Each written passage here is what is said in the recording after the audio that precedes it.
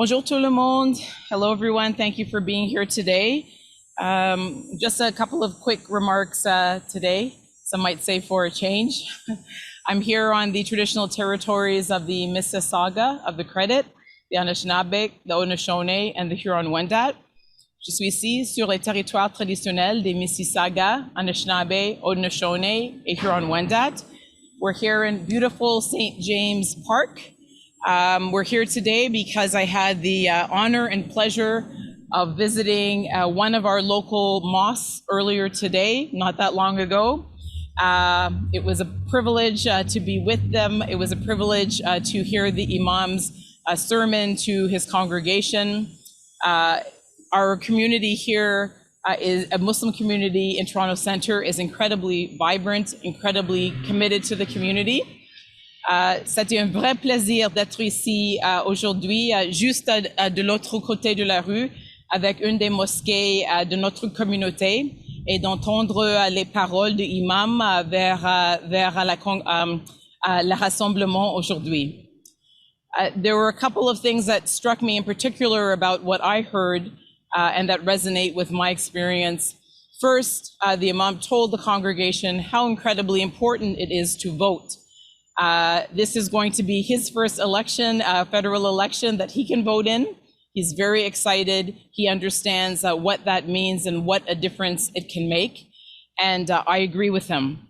We should not be in this election, but we are here. And so people need to be sending back to Ottawa those who will be committed to their communities, give them real representation, help to change the culture of Ottawa, and help us to make true advancements on the issues that matter the most and the challenges and opportunities that we have, like the climate, like a life with dignity, and forging a just society.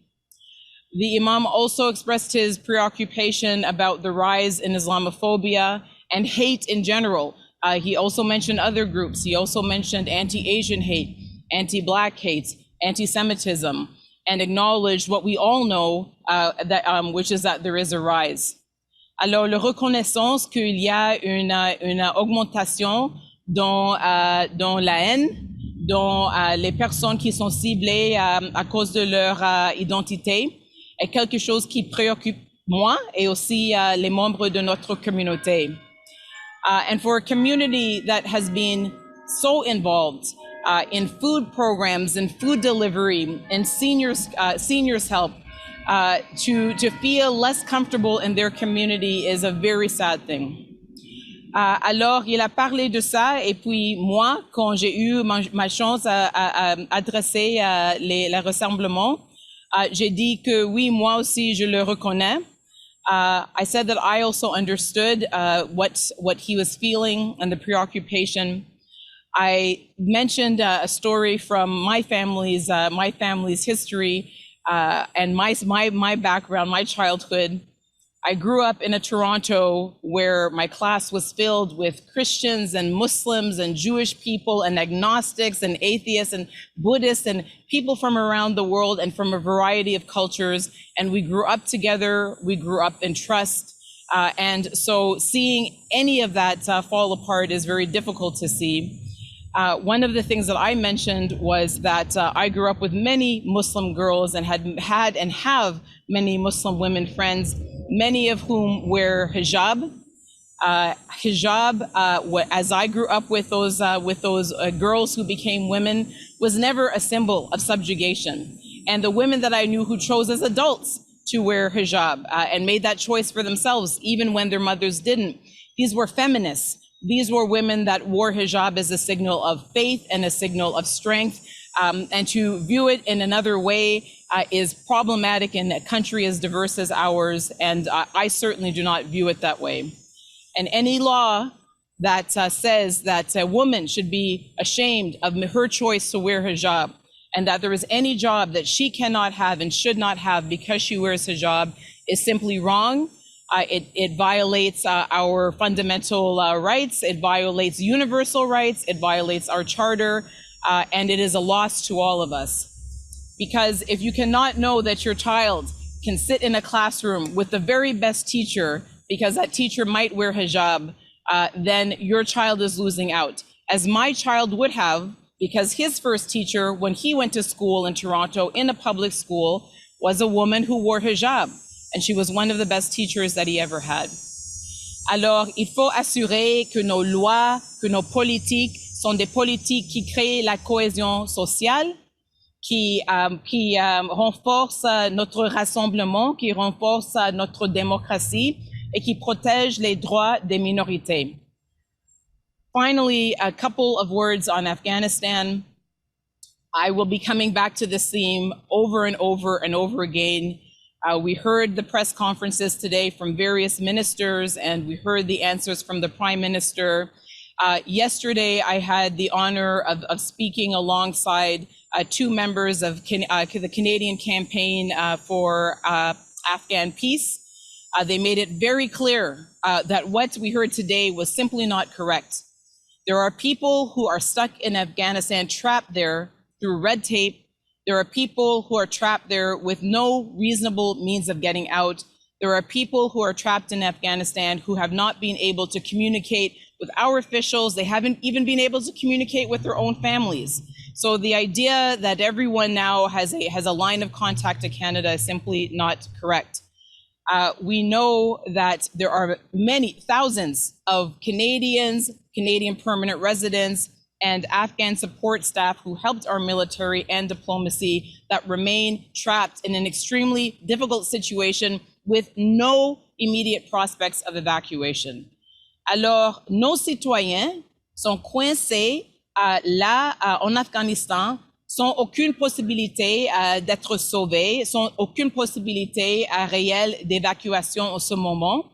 We are asking people to either hide or to take the risky journey to get across the border. And these are impossible choices for people. And of course, they are terrified. And I would say to Mr. Trudeau and to his ministers, those who spoke today and reassured people and asked people not to lose hope, how is it that they can keep hope when you're not doing all that you can? In the time since this election was called on the day that Kabul fell, has there been one single day that either Mr. Trudeau or his ministers have given their full attention to rescuing the citizens of Canada, our permanent residents, and those who helped us for years in Afghanistan? Has there been one day that this crisis has had their full attention? The answer is no. Alors, c'est impossible de dire que notre gouvernement fait tout ce qu'il peut, qu'ils sont ciblés sur cette crise s'ils sont au milieu d'une élection. Ils ne font pas leur mieux parce qu'ils font des autres choses. Moi, je dis que ça mérite toute leur attention. And on behalf of the Canadian Campaign for Afghan Peace, as far as I know, as of today, they have received no contact from Mr. Trudeau or his ministers or the government, despite hearing today that, in fact, they are reaching out to Afghan society. So I hope that they will take that contact with them to hear firsthand the stories of those who are in contact with their family and friends in Afghanistan, so that they can hear that, no, it is not easy to get out. No, they do not have the help that they need, and Canada needs to do more. Thank you very much.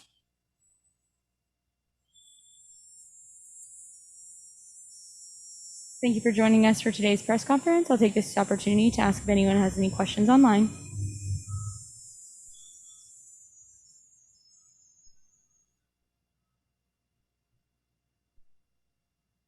There are no preferences online or from the ground. Back to you, Annamie Paul. Thank you take this off then. Thank you very much. Merci beaucoup d'être ici avec nous aujourd'hui. And I hope that by tomorrow there's more good news for our citizens in Afghanistan and those who we have committed to taking care of. Thank you very much. Oh, yes, sure.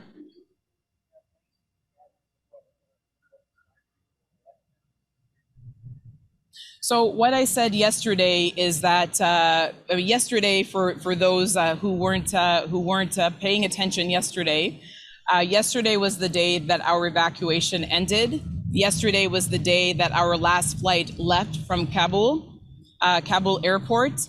And so as far as I was concerned, yesterday and that 24 hours was a period for every single political party to be thinking about what we could do individually and collectively to save the Canadians that remain trapped in one of the most dangerous places in the world, and the people who helped the Canadians who went and served so bravely there. And so I did that yesterday. I canceled my events. Today, I went just a few hours ago, less than a few hours ago, to address the mosque on this particular issue, where, as you can imagine, there is a great deal of concern. Other than that, I respected that. You know, we can see from the announcements that other leaders have made, and I'm saying in particular the Prime Minister and his ministers, that this crisis has not had their full attention. It has not had the attention it deserves, and that is to the shame and embarrassment of all of us as Canadians. I'm asking every single Canadian, our voters, and those even who are not voters, to please insist that our government respect its duty. Please insist that our government honor the sacrifice of our military personnel, the sacrifice of the Afghans who fought alongside them, and all of the commitments that we made to our various helpers. Please make sure that they do, because as we can see, their attention is elsewhere, and it should not be at this time. Thank you very much. Or they can send me in if Mr. Trudeau is too busy with other things to be able to give this his full attention. You know, he and his ministers can send in those who are willing to do so. They chose these roles. They remain in these roles until the next election. And these responsibilities take precedence. Sometimes something else has to take precedence, unexpected events, though this was expected. And so if they're not up to the task or unwilling to take on that responsibility, then they should pass the baton to someone who is ready, willing, and able to do that. Thank you very much. To the Leader of the Green Party of Canada, Annamie Paul. Thank you very much. Merci beaucoup.